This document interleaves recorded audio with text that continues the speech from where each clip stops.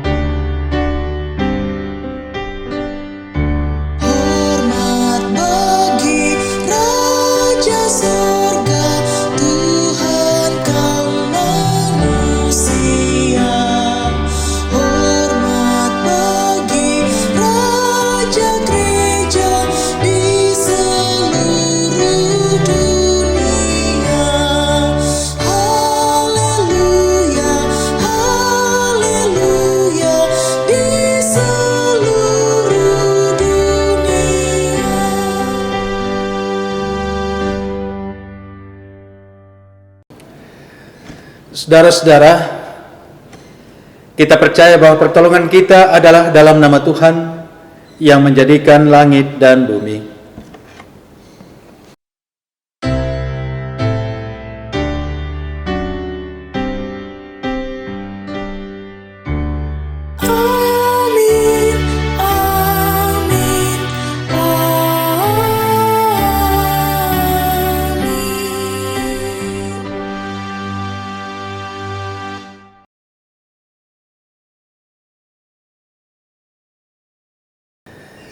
Saudara-saudara, dalam menjalani hidup karunia Tuhan, seringkali kita terjebak bahkan jatuh dalam kenikmatan duniawi yang membuat kita lupa akan status sebagai orang-orang yang ditebus Allah. Kehidupan yang seharusnya berfokus pada Kristus, kini justru mengecewakan Tuhan dan tidak hidup dalam kekudusan. Dalam kerendahan hati, mari datang kepada Tuhan untuk mengaku dan memohon pengampunannya.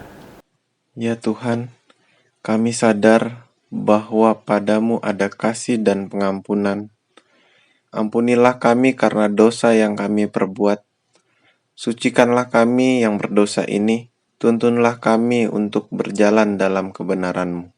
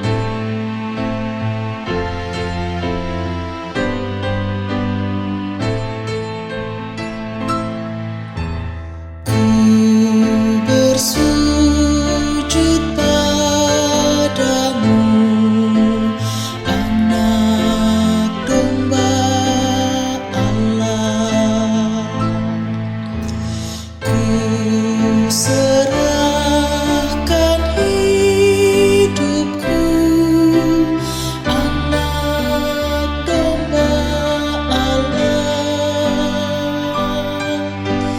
Karena Tuhan sajalah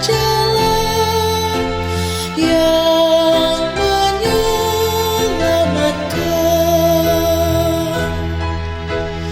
Bimbing kehidupanku, anak domba Allah.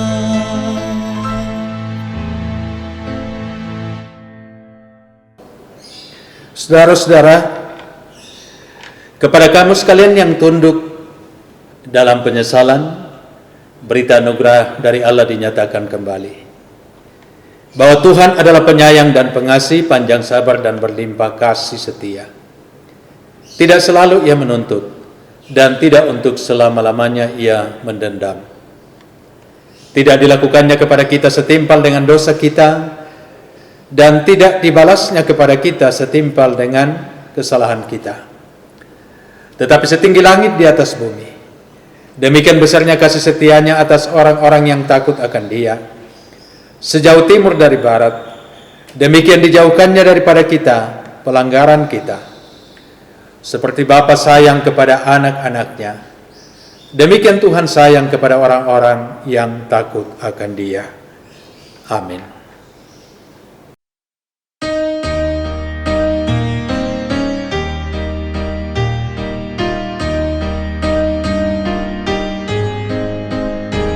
Berkilat halilintar dan guntur menderu, begitu kuasa dosa mengancam jiwaku. Suara juru selamat menopang juangku, dan Dia pun berjanji tak meninggalkanku. Ia tidak pernah, Ia tidak pernah, tak akan ku ditinggalkan, begitu janjinya. Ia tidak pernah, Ia tidak pernah, tak akan ku ditinggalkan, begitu janjinya.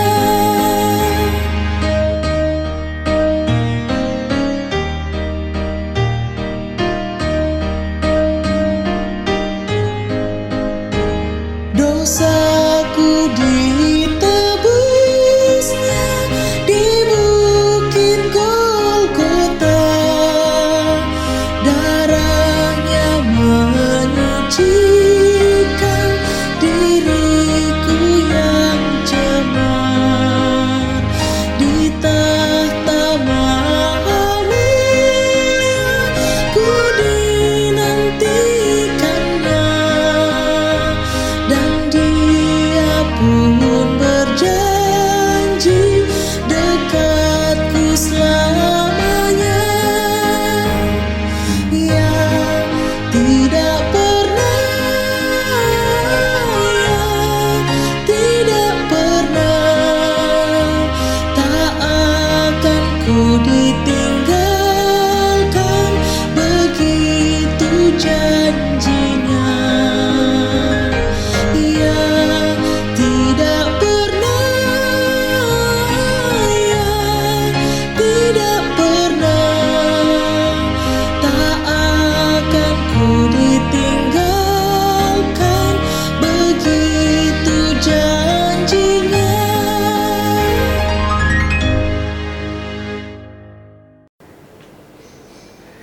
Saudara-saudara, dengarkanlah petunjuk hidup baru dari Markus pasal 3 ayat 35. Barang siapa melakukan kehendak Allah, Dialah saudaraku laki-laki, dialah saudaraku perempuan, dialah ibuku. Amin. Kita akan membacakan Mazmur 138 ayat 1 sampai ayat yang ke-8 secara berbalasan. Mazmur 138 ayat 1 sampai ayat yang ke-8. Aku hendak bersyukur kepadamu dengan segenap hatiku. Di hadapan para Allah, aku akan bermazmur bagimu. Aku hendak sujud ke arah bait-Mu yang kudus. Dan memuji namamu. Oleh karena kasih-Mu dan oleh karena setia-Mu. Sebab kau buat namamu dan janjimu melebihi segala sesuatu. Pada hari aku berseru, Engkau pun menjawab aku. Engkau menambahkan kekuatan dalam jiwaku. Semua raja di bumi akan bersyukur kepadamu, ya Tuhan, Sebab mereka mendengar janji dari mulutmu. mereka akan menyanyi tentang jalan-jalan-Mu, Tuhan. Sebab besar kemuliaan Tuhan. Tuhan itu tinggi, namun Ia melihat orang yang hina. Dan mengenal orang yang sombong dari jauh. Jika aku berada dalam kesesakan, Engkau mempertahankan hidupku. terhadap amarah musuhku Engkau mengulurkan tangan-Mu. Dan tangan kananmu menyelamatkan aku. Bersama-sama. Tuhan akan menyelesaikannya bagiku. Ya Tuhan, kasih setia-Mu untuk selama-lamanya. Janganlah Kau tinggalkan perbuatan tangan-Mu. Kita merespon dengan menyanyikan Mazmur 138 ayat 1 dan ayat yang kedua. Kini ku ingin bersyukur.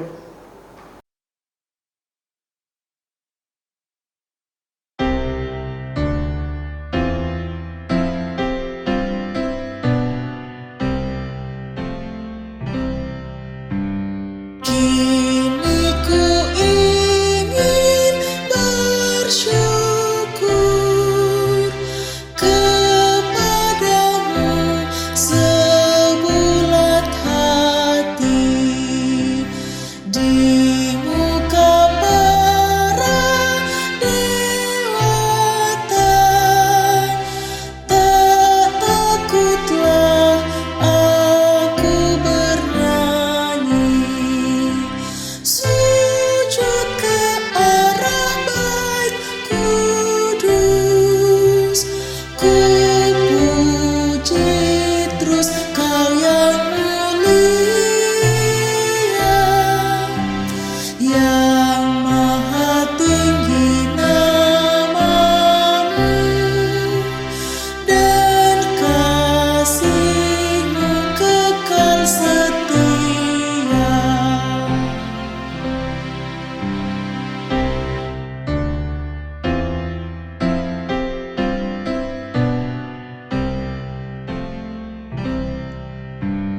Ketika aku berseru, semangatku Engkau kukuhkan.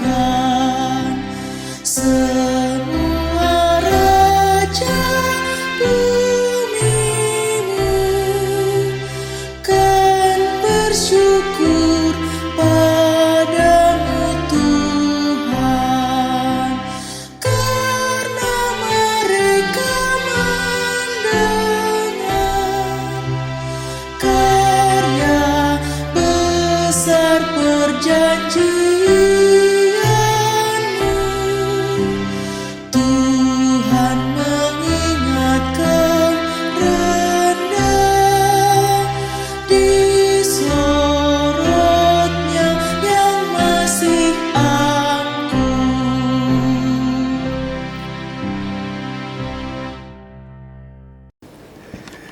Saudara-saudara yang dikasihi Tuhan, untuk pembacaan dan perenungan firman Tuhan hari ini,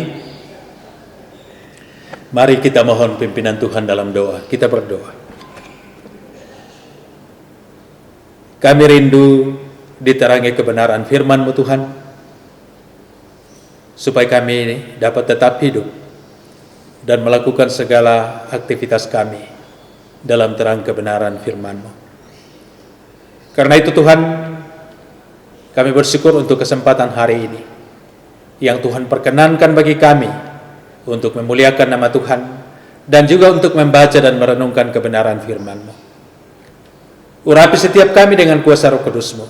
Beri kami hikmat-Mu Tuhan. Buka hati kami, hidup kami untuk diterangi oleh kebenaran firman-Mu.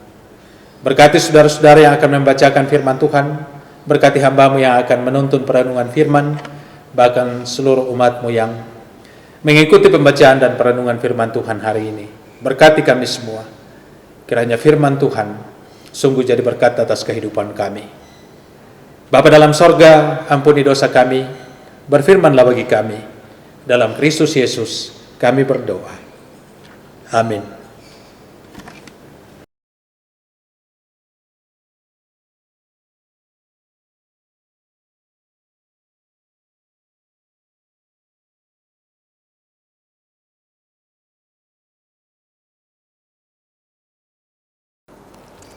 Kita akan membacakan firman Tuhan yang terdiri dari 3 bagian.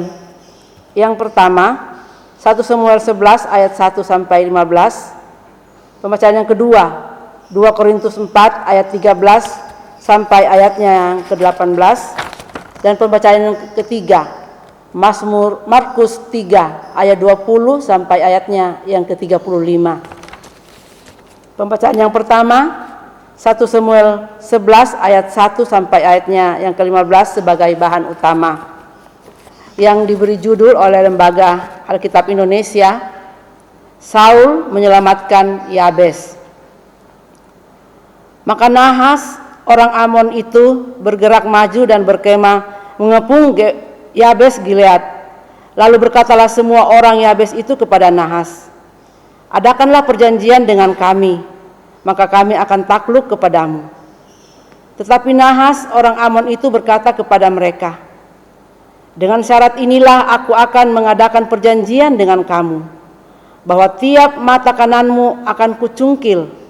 Dengan demikian aku mendatangkan malu kepada segenap orang Israel."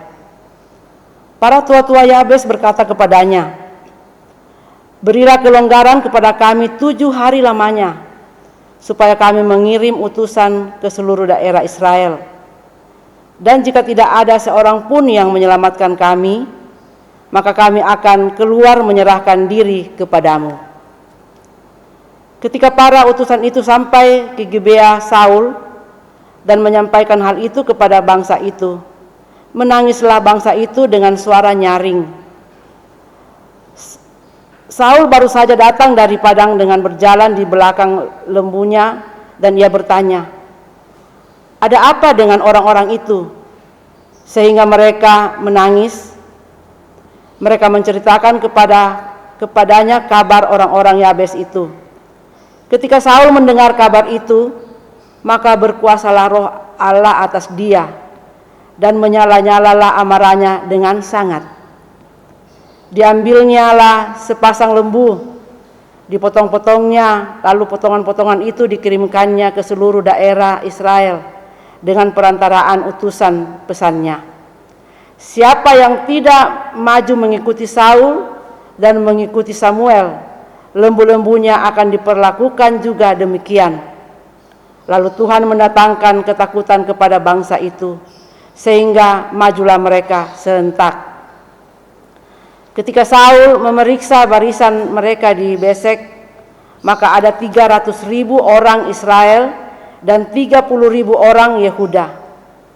Kepada para utusan yang datang itu dikatakan, "Beginilah kamu katakan kepada orang-orang Yabes Gilead, besok pada waktu panas teriknya, matahari akan datang bagimu penyelamatan." Ketika para utusan kembali dan memberitahukan hal itu kepada orang-orang Yabes, bersukacitalah mereka.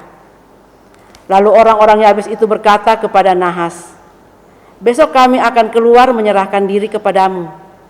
Maka bolehlah kamu lakukan terhadap kami apapun yang kamu pandang baik." Keesokan harinya Saul membagi rakyat itu menjadi 3 pasukan. Mereka itu masuk ke tengah-tengah perkemahan musuh pada waktu kawal pagi dan memukul kala orang-orang Amon sebelum hari panas, dan terserak-seraklah orang-orang yang lolos itu, sehingga di antara mereka tidak ada tinggal 2 orang bersama-sama. Lalu berkatalah bangsa itu kepada Samuel, "Siapakah yang telah berkata, masakan Saul menjadi raja atas kita? Serahkanlah orang-orang itu, supaya kami membunuhnya." Tetapi kata Saul, "Pada hari ini seorang pun tidak boleh dibunuh, sebab pada hari ini Tuhan telah mewujudkan keselamatan kepada Israel." Dan Samuel berkata kepada bangsa itu, "Marilah kita pergi ke Gilgal dan membaharui jabatan raja di sana." Lalu pergilah seluruh bangsa itu ke Gilgal dan menjadikan Saul raja di sana di hadapan Tuhan di Gilgal. Dan mereka mempersembahkan di sana korban keselamatan di hadapan Tuhan. Dan bersukarialah di sana Saul dan semua orang Israel dengan sangat. Demikian firman Tuhan. Amin.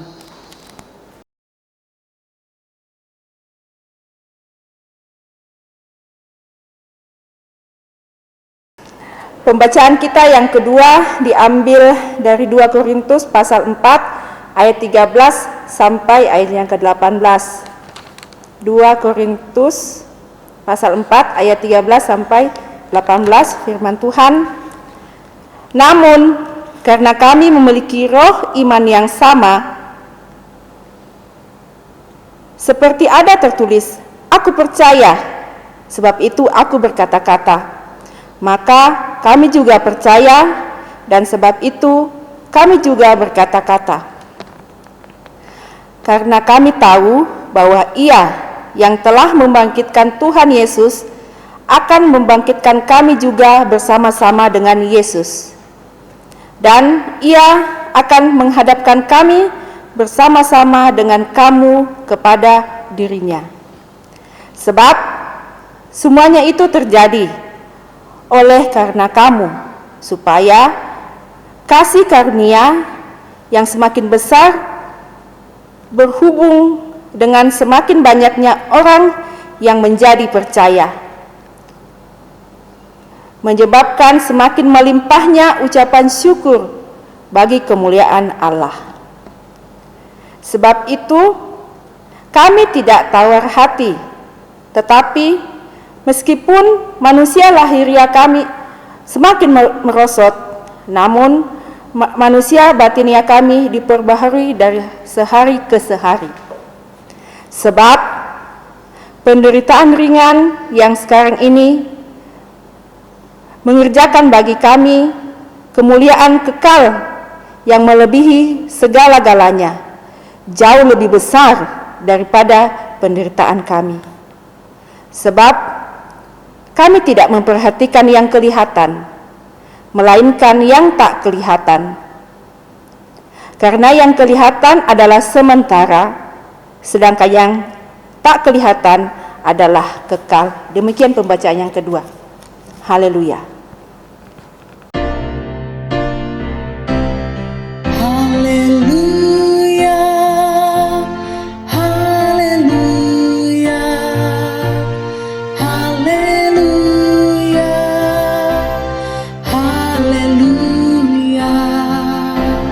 haleluya, haleluya, haleluya, haleluya, haleluya.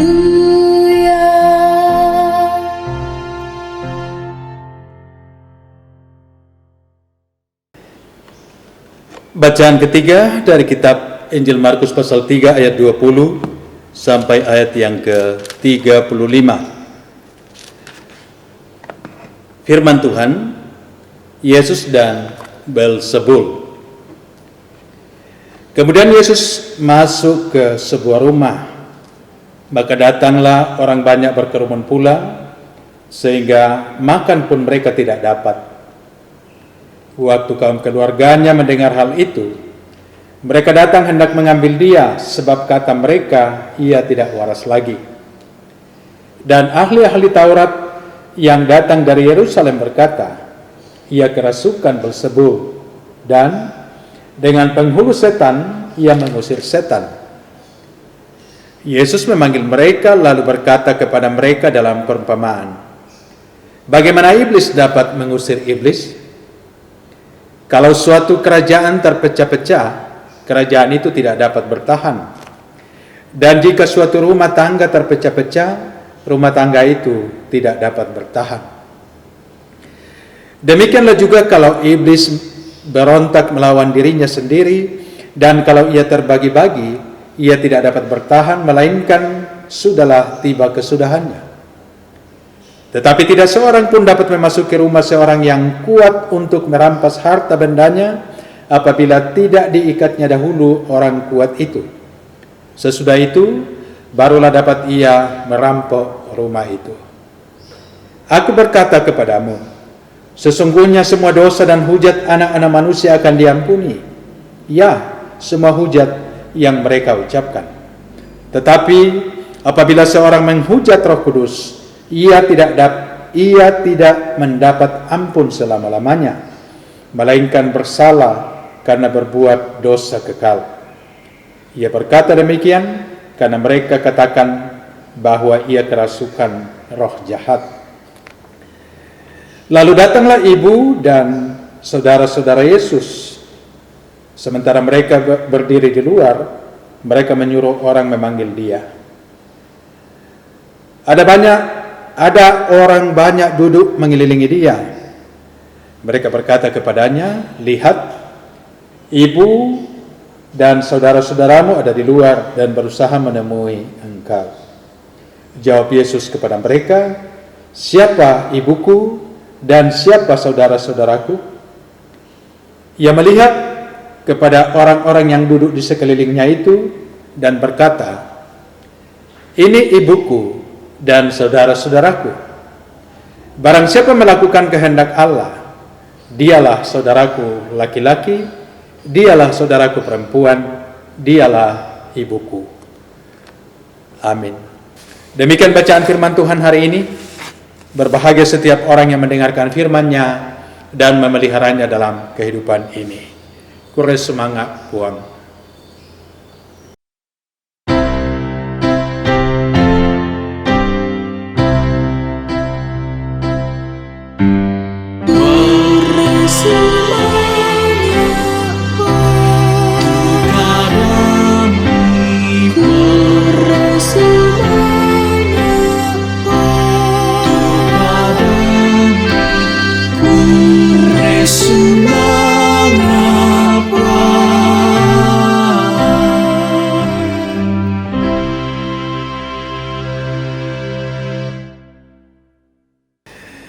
Bapak dan Ibu, saudara-saudara, anak-anak sekalian,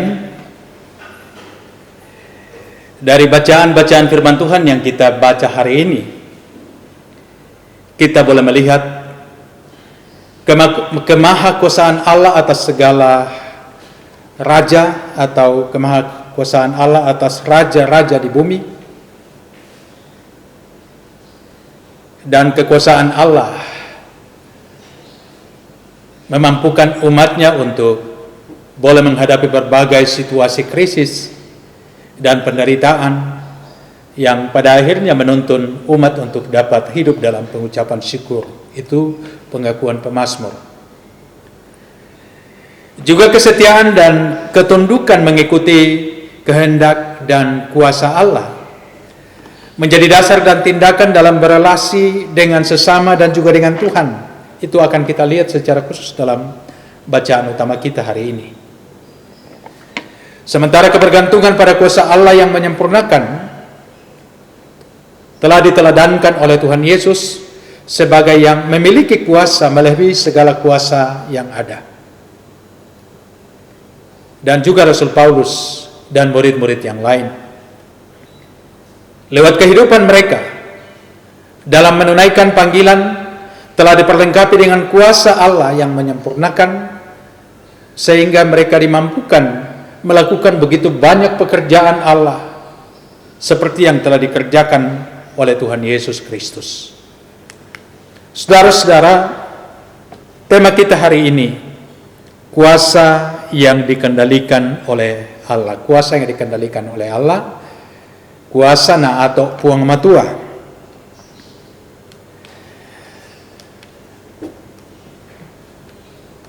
Bacaan utama kita dari 1 Samuel 11 ayat 1 sampai 15 dilatari oleh keinginan umat Israel untuk dipimpin oleh seorang raja. Saat itu mereka dipimpin oleh hakim-hakim. Tetapi mereka juga punya kerinduan untuk dipimpin seorang raja. Dan keinginan itu membuat hubungan di antara orang Israel menjadi kurang harmonis. Dalam 1 Samuel 8 ayat 19 sampai 21 dikatakan, tetapi bangsa itu menolak mendengarkan perkataan Samuel dan mereka berkata, tidak, harus ada raja atas kami. Maka kami pun akan sama seperti segala bangsa-bangsa lain. Raja kami akan menghakimi dan memimpin kami dalam perang. Samuel mendengarkan segala perkataan bangsa itu dan menyampaikannya kepada Tuhan. Pertanyaannya adalah, mengapa kemudian bangsa itu menolak mendengarkan perkataan Samuel? Ini disebabkan oleh kehidupan anak-anak Samuel yang buruk, sehingga berdampak pada posisi ayahnya sebagai hakim di tengah-tengah umat. Dan ketika Samuel menyampaikan kerinduan umat Israel itu di hadapan Tuhan, Tuhan berfirman kepada Samuel dalam 1 Samuel 8 ayat 22, kata Tuhan, dengarkanlah permintaan mereka dan angkatlah seorang raja bagi mereka. Kemudian berkatalah Samuel kepada orang-orang Israel itu, pergilah masing-masing ke kotanya. Dan dalam proses yang dilakukan, maka Tuhan memilih Saul menjadi raja. Tetapi kemudian hasil atau penunjukan Tuhan atas Saul, ada penolakan dari orang-orang Israel yang disebut dalam Alkitab sebagai orang-orang dursila. 1 Samuel 10 ayat 27. Tetapi orang-orang dursila berkata, masakan orang ini dapat menyelamatkan kita? Mereka menghina dia dan tidak membawa persembahan kepadanya, tetapi ia pura-pura tuli. Ada penolakan dari orang-orang dursila terhadap Saul. Ada banyak pertanyaan terhadap pilihan Allah atas diri Saul. Kenapa harus Saul? Memangnya Saul bisa?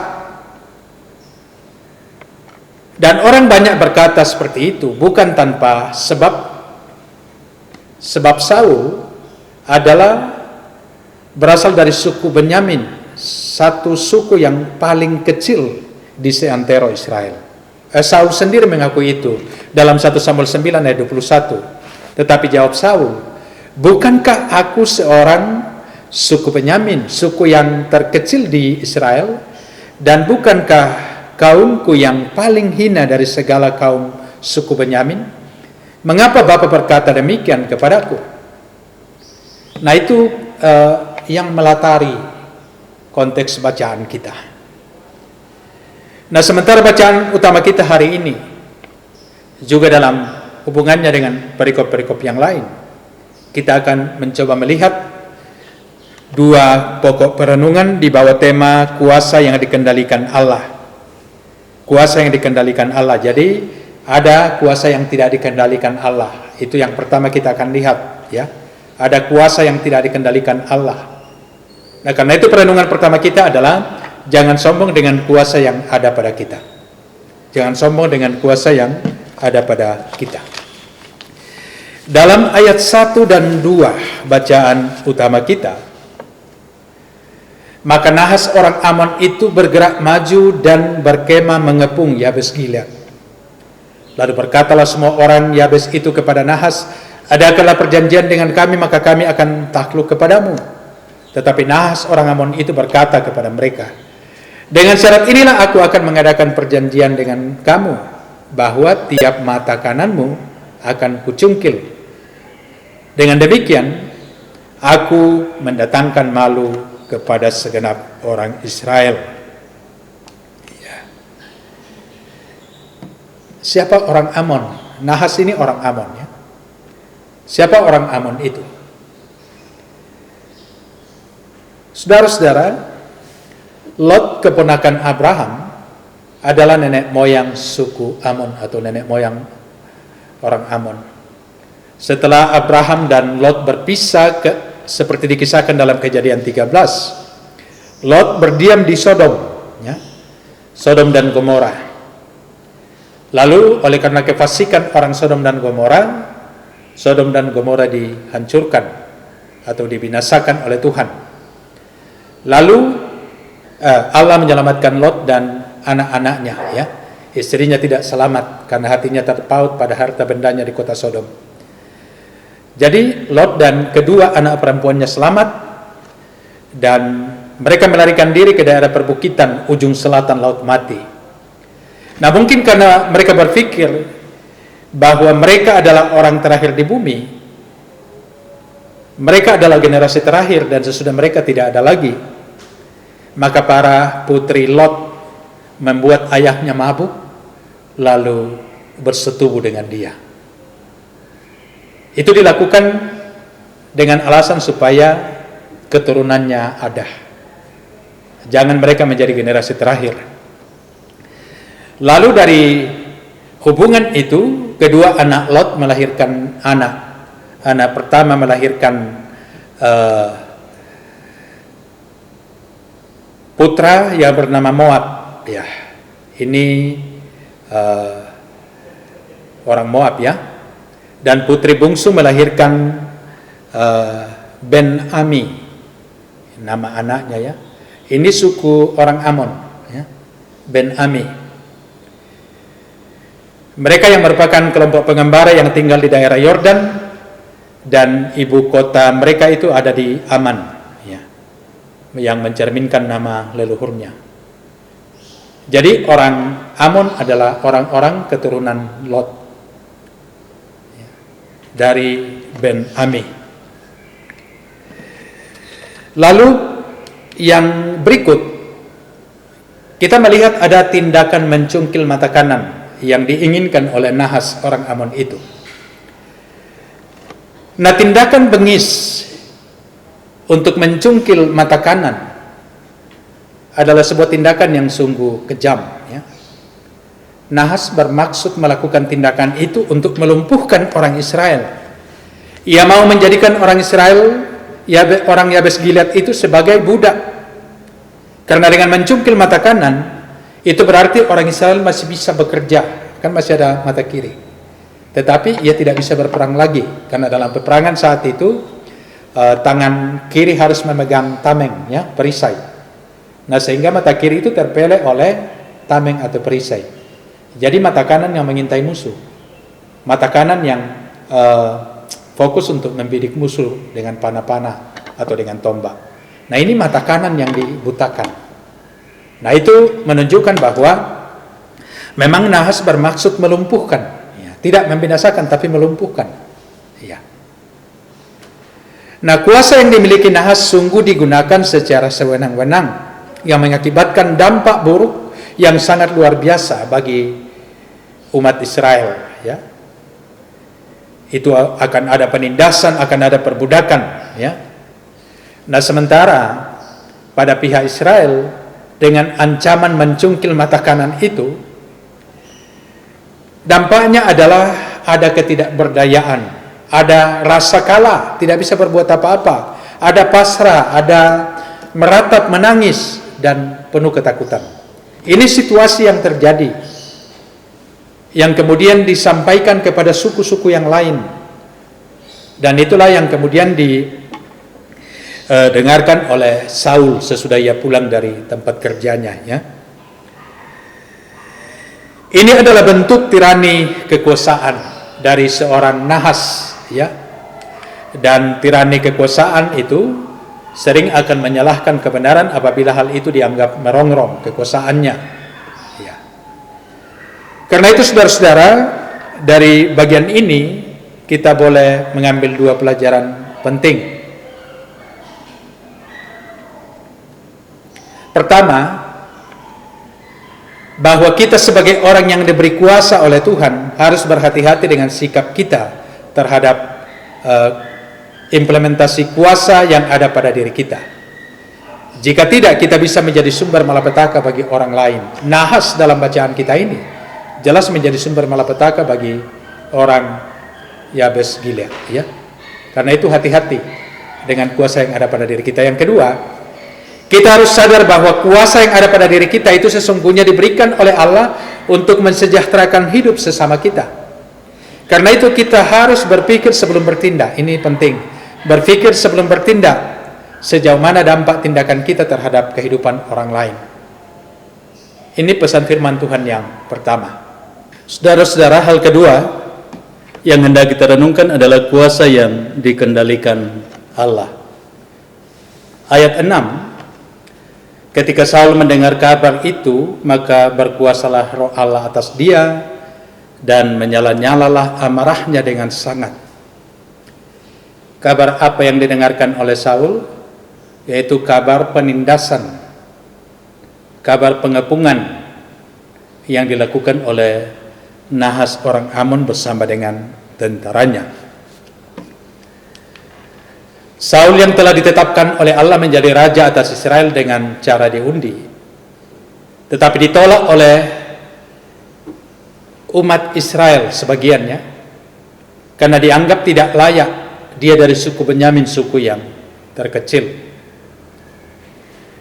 Nah, penolakan umat Israel terhadap Saul adalah sesungguhnya penolakan Israel terhadap Tuhan yang telah memilih Saul sebagai raja. Namun dengan cara Tuhan sendiri, ia menegaskan kekuasaannya kepada umat Israel lewat peristiwa pengepungan Israel, yaitu pengepungan Yabes Gilead oleh Nahas orang Amon. Tuhan juga yang menggerakkan Saul dengan rohnya, melihat pengepungan itu dan menuntun Saul dalam tindakan membangun kekuatan umat untuk bangkit menghadapi Nahas orang Amon itu di bawah kepemimpinan Saul dan Samuel. Dalam ayat 8, ketika Saul memeriksa barisan mereka di Besek, maka ada 300.000 orang Israel dan 30.000 orang Yehuda. Ada kegerakan nasional di antara seluruh umat Israel, baik yang ada di Yehuda maupun Israel atau yang ada di utara dan selatan.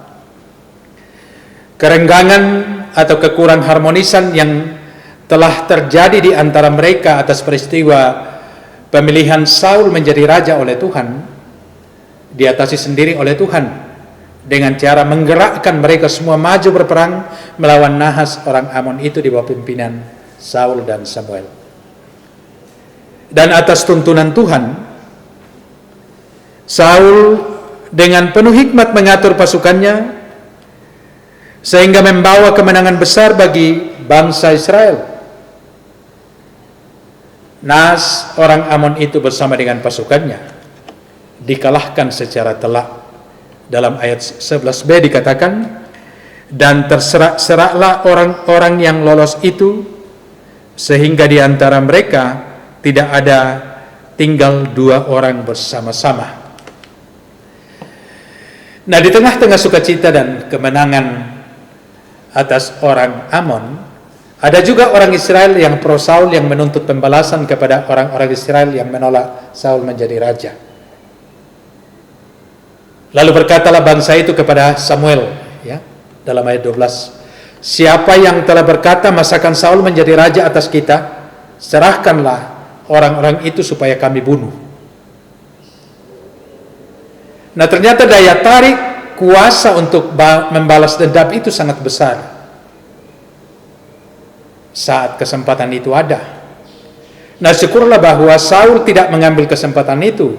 Saul menegaskan sikapnya dengan lantang di tengah-tengah umat Israel bahwa Pada hari ini seorang pun tidak boleh dibunuh, sebab pada hari ini Tuhan telah mewujudkan keselamatan kepada Israel. Ayat 13. Itu pernyataan Saul begitu lantang. Ia tidak merestui pembalasan dendam kepada orang-orang dursila.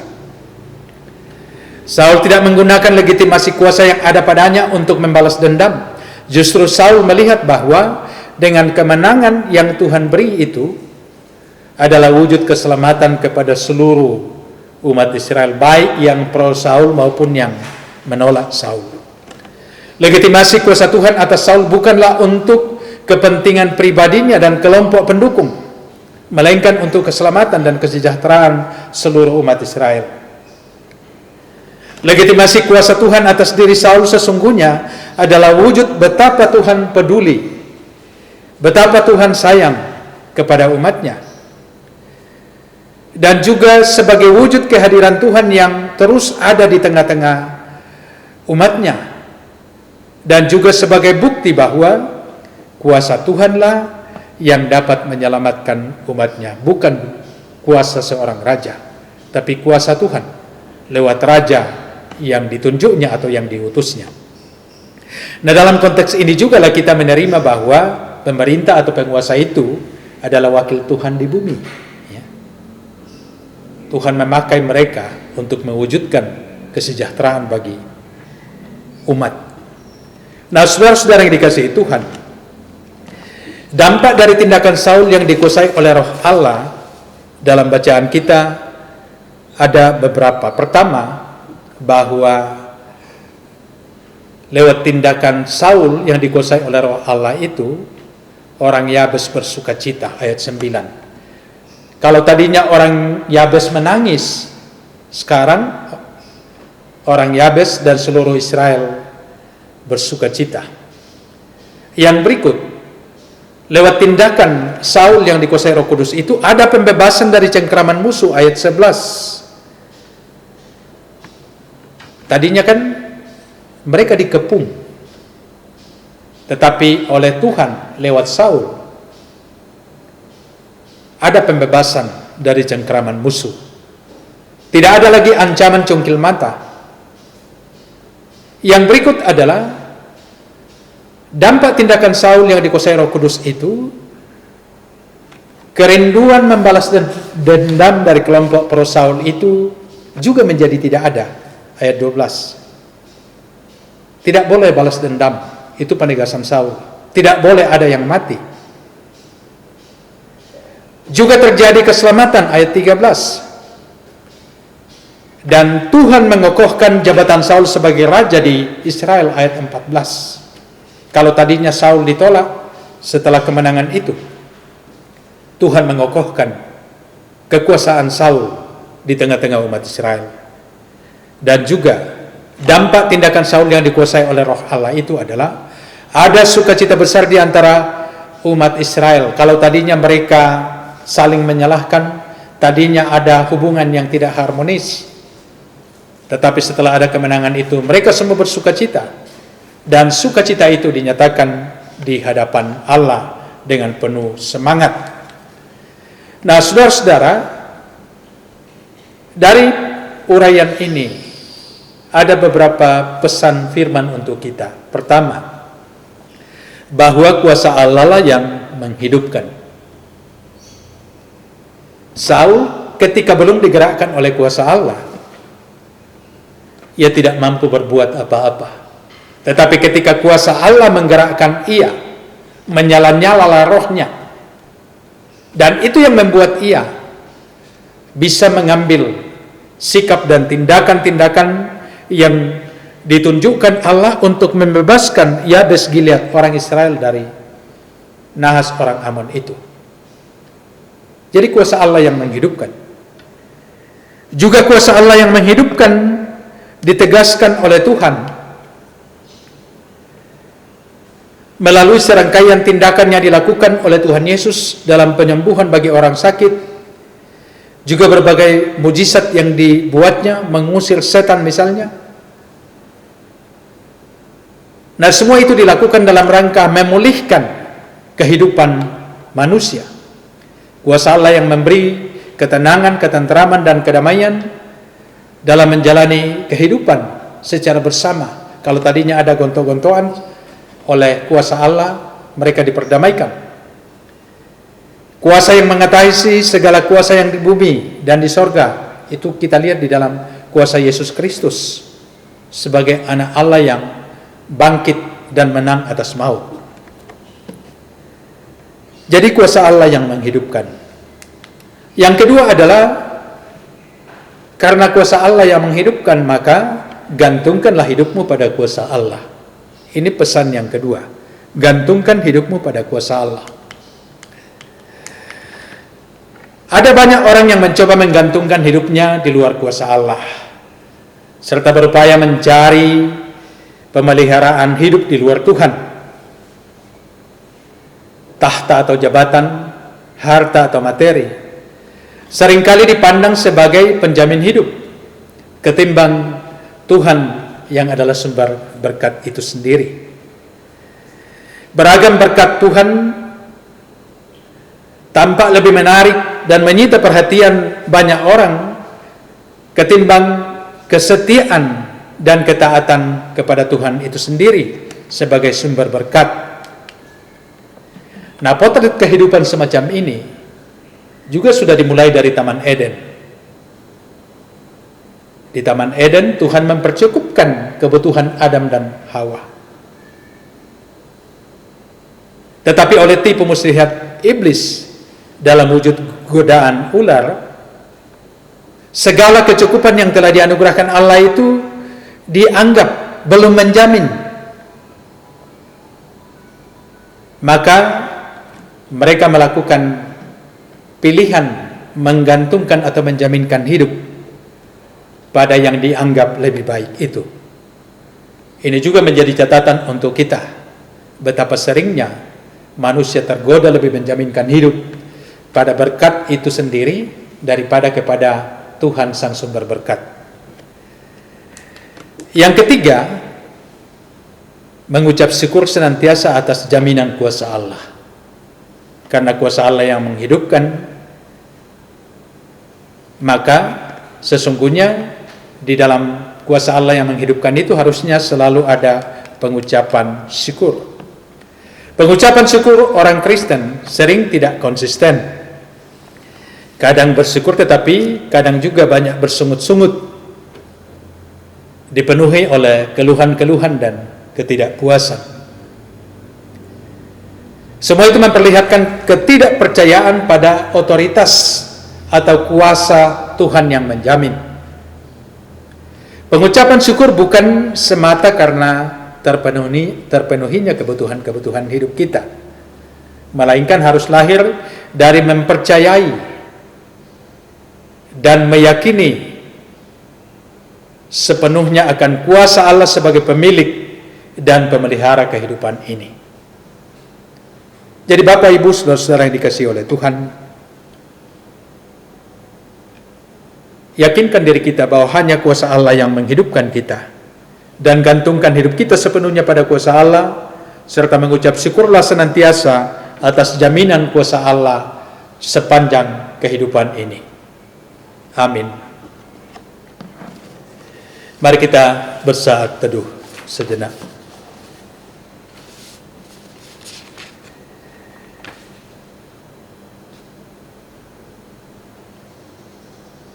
Kuasa yang dikendalikan Allah adalah kuasa yang menghidupkan, dan kuasa Allah sendiri adalah kuasa yang menyelamatkan dan menghidupkan dan menjamin kehidupan. Di sekitar kita ada banyak tirani kekuasaan yang mengakibatkan penderitaan, kesengsaraan, bahkan kehancuran hidup manusia itu sendiri. Karena itu saudara-saudara, berhati-hatilah dengan kuasa yang Allah titipkan pada setiap kita dalam tanggung jawab masing-masing, baik di rumah, di tempat kerja, di lingkungan masyarakat, juga di tengah-tengah pelayanan gereja di mana kita ada. Ingat, kuasa Allah lah yang menghidupkan. Kuasa Allah lah yang memberi jaminan. Karena itu, tetap semangat, tetap kokoh, dan sukacita senantiasa dalam Tuhan atas jaminan kuasa yang menghidupkan daripadanya. Mari kita berdoa bersama. Doa Bapa kami demikian. Bapa kami yang di sorga, dikuduskanlah namamu, datanglah kerajaanmu, jadilah kehendak-Mu di bumi seperti di sorga. Berikanlah kami pada hari ini makanan kami yang secukupnya, dan ampunilah kami akan kesalahan kami seperti kami juga mengampuni orang yang bersalah kepada kami. Dan janganlah membawa kami ke dalam pencobaan, tetapi lepaskanlah kami daripada yang jahat. Karena Engkau-lah yang punya kerajaan dan kuasa dan kemuliaan sampai selama-lamanya. Amin.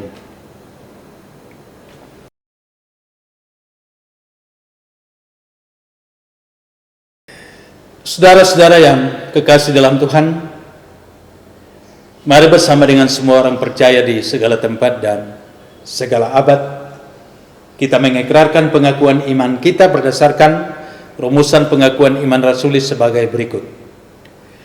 Aku percaya kepada Allah Bapa yang Maha Kuasa, Khalik langit dan bumi, dan kepada Yesus Kristus anaknya yang tunggal Tuhan kita, yang dikandung daripada Roh Kudus, lahir dari anak darah Maria, yang menderita di bawah pemerintahan Pontius Pilatus, disalibkan, mati dan dikuburkan, turun ke dalam kerajaan maut.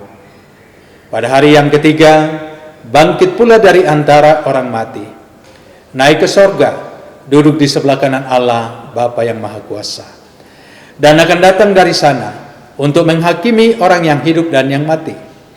Aku percaya kepada Roh Kudus, gereja yang kudus dan am, persekutuan orang kudus, pengampunan dosa, kebangkitan daging, dan hidup yang kekal.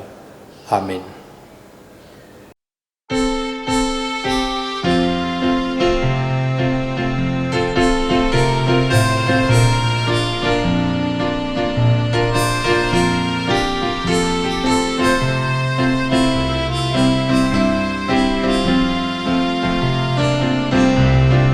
Ada yang tanya kepadaku, siapa Yesus yang jadi junjunganku? Dia juru selamat dan Tuhanku. Artinya ku beritahukan kepadamu, Dia segalanya bagi diriku. Dia segalanya dalam hidupku. Dia mati bagiku, aku jadi baru. Dia ingin menjadi juru selamatku.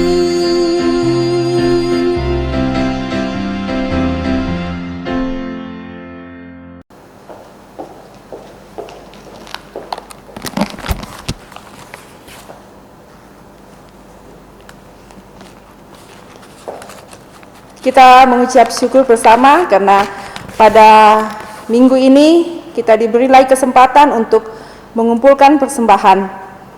Sebelum kita mengumpulkan bersama-sama, kita diantar dari nats persembahan Mazmur 138 ayat pertama.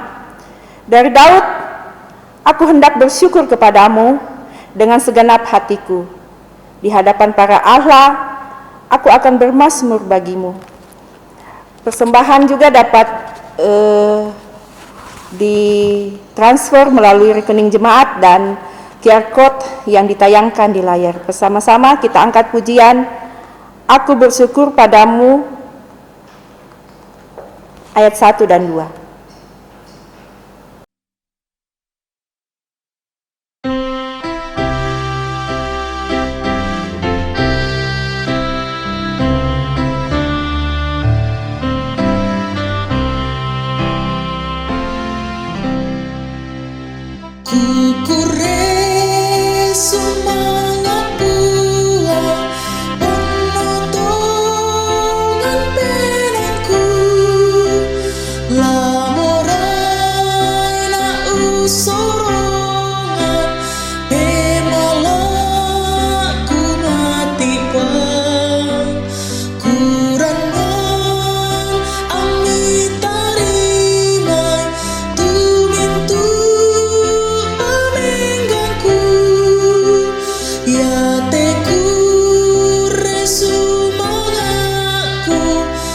Elana Mama Semi.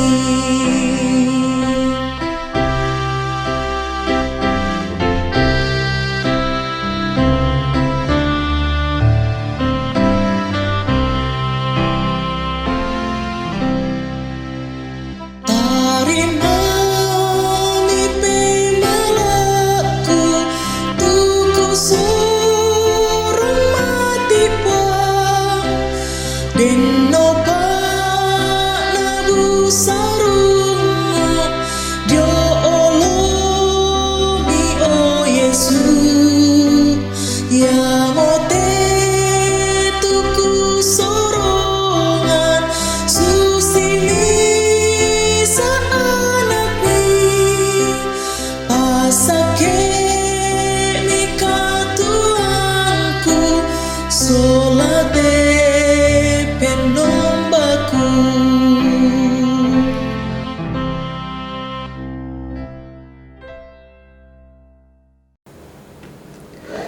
Saudara-saudara, mari kita berdoa syafaat bersama. Mari kita berdoa. Puji syukur kami persembahkan bagi Tuhan, mensyukuri pertolongan Tuhan bagi kami dalam ibadah hari ini. Terima kasih kebenaran firman-Mu boleh kami baca dan renungkan yang mengingatkan kami betapa pentingnya kami hidup di bawah kendali Roh Allah. Juga di dalam kami melakukan setiap kegiatan di bawah kewenangan kami untuk melakukannya di bawah tuntunan kuasa Allah. Terima kasih juga persembahan boleh diserahkan oleh umat-Mu untuk tetap menopang pelayanan di tengah-tengah jemaat dan gereja-Mu. Berkati persembahan yang telah diserahkan, berkati sumber-sumber berkat dalam kehidupan jemaat. Biarlah berkat Tuhan selalu menjamin kehidupan jemaat-Mu siang dan malam. Juga bersyukur kepada Tuhan untuk banyak hal baik yang dinikmati oleh jemaat-Mu dalam kehidupan ini. Kesehatan yang baik, kekuatan, kemampuan melakukan berbagai tugas pekerjaan dalam sepekan kerja yang lalu. Juga bersyukur bersama dengan saudara-saudara yang akan menikmati perayaan ulang tahun sepekan ke depan. Bersyukur bersama Edi Rinti dan Bapak Daud Pananangan, juga segenap saudara-saudara yang akan menikmati pertambahan usia setahun lagi di sepekan ke depan. Tuhan sempurnakan sukacita, juga memberikan umur panjang, kekuatan kesehatan, dan mampukan mereka lebih jauh untuk tetap hidup dalam tuntunan kasih dan kuasa Tuhan. Juga berdoa untuk jemaat-Mu dalam berbagai pergumulan yang ada. Terus kami menopang dalam doa saudara-saudara kami, orang tua kami dalam kondisi sakit. Kami doakan Ibu Rika Dartika, Bapak Dr. Samuel Sampebulu, mertua dari Saudara Ronald Opatadungan, Nenek Badi, Nenek Tania, Clarissa Diva Grimonia Sarumpait, Ibu Yosepin Sampeliling, Papa Tania dalam pemulihan di rumah, Ibu atau Mama Eka juga dalam masa-masa terapi, dan seluruh umat-Mu yang sementara berobat jalan. Tuhan berkati dan Tuhan pulihkan. Juga berdoa untuk para orang tua kami dalam usia indah. Tetap karuniakan kesehatan, kekuatan, dan sukacita hidup bersama dengan anak cucu, dan juga dalam berbagai kegiatan yang Tuhan masih izinkan mereka lakukan. Berkati keluarga jemaat-Mu, para ayah dan ibu dalam tanggung jawab membangun kehidupan rumah tangga.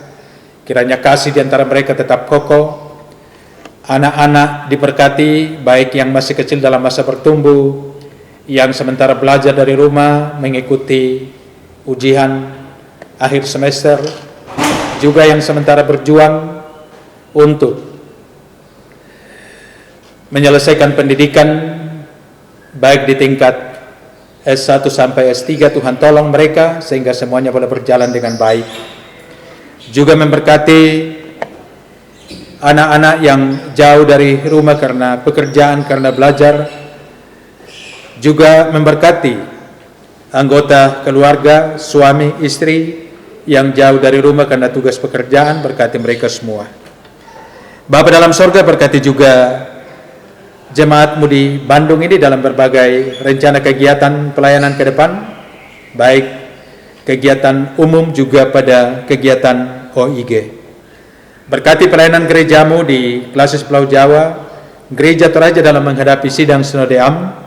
Tuhan memberkati panitia dan memberkati segala sesuatunya sehingga boleh berlangsung dengan baik, terutama di tengah-tengah pandemi COVID-19.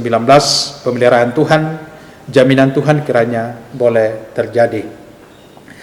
Juga berdoa untuk pemerintah kami, terutama dalam program vaksinasi yang terus digalakkan. Tuhan tolong campur tangan, Tuhan memberkati. Kiranya semua niat baik, usaha-usaha vaksinasi yang terus digerakkan, kiranya menjadi jalan Tuhan untuk memulihkan bangsa kami dari pandemi COVID-19. Berkati juga program pemulihan ekonomi bangsa, berkati setiap ada di mana kami hidup, dan berkati kehidupan seluruh jemaatmu sepekan kerja ke depan. Kiranya oleh pertolongan Tuhan saja, mereka semua dimampukan untuk melewati sepekan kerja ke depan dengan baik. Bapa di sorga, terima kasih hari ini kami boleh mengangkat pelayanan secara bersama. Berkati hamba-hambamu yang boleh mengangkat pelayanan, baik majelis gereja, tim multimedia, pemuda-pemudi, sebagai pemusik dan kantore, kiranya semuanya sungguh diberkati. Kiranya segala jeri lelah kami dalam pelayanan untuk menolong jemaatmu dapat beribadah kepada Tuhan walaupun dari rumah masing-masing, semuanya diberkati dan menjadi berkat bagi seluruh umatmu. Bapa dalam sorga, inilah doa syafaat kami. Ampuni Tuhan segala salah dan dosa kami, dan dengarkanlah kami yang datang berdoa kepadamu hanya di dalam nama Kristus Yesus. Itulah Tuhan dan Juru Selamat kami yang hidup. Amin.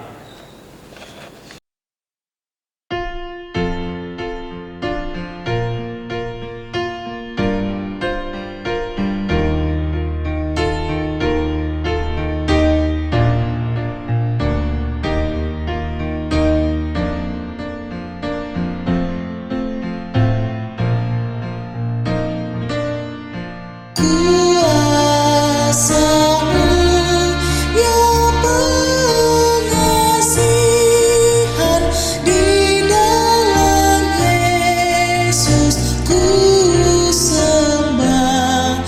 Anugerah-Mu pemberian yang tidak ada taranya. Ku buang saksiku semua dan menyelam di laut-Mu jua.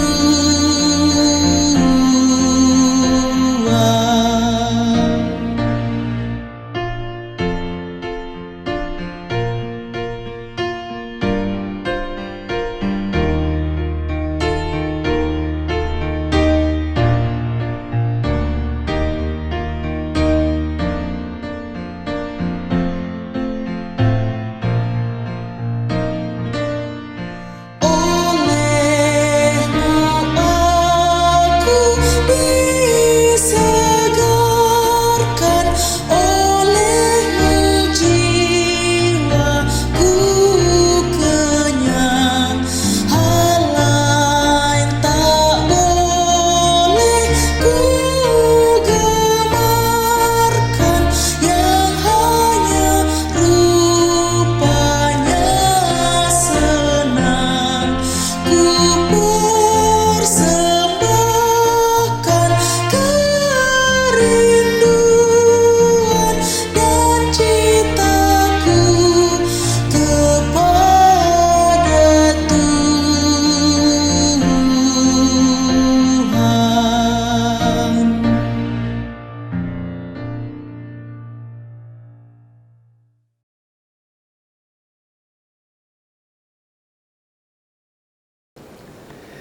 Saudara-saudara, pergilah Jalani hidup karunia Tuhan dengan terus bersandar padanya, dan teruslah meyakini bahwa hidup dalam relasi dengan Tuhan dapat memampukan kita menghadapi berbagai situasi kehidupan.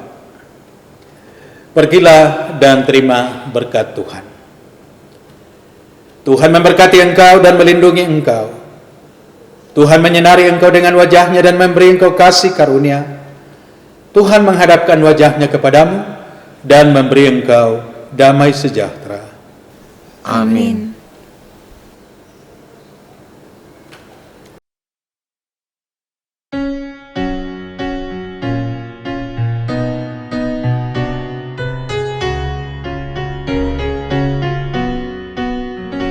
Kuasa-Mu dan nama-Mu-lah hendak kami sembah, dan karena itu ya Tuhan kami takkan gentar, bagaikan padi segenggam mestilah busuk dipendam, supaya tumbuh dan segar di panas surya memekar. Berbuahlah,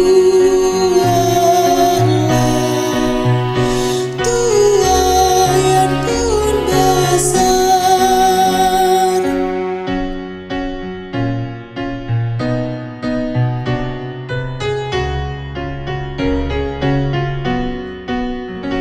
Teladan sudah Kau beri demi derita-Mu, dan melalui salib-Mu Kau terima kuasa-Mu. Bagian kami tak lebih seperti segenggam benih melintas kubur yang gelap, agar kelak kan menetap bersama-Mu di Firdaus gemerlap.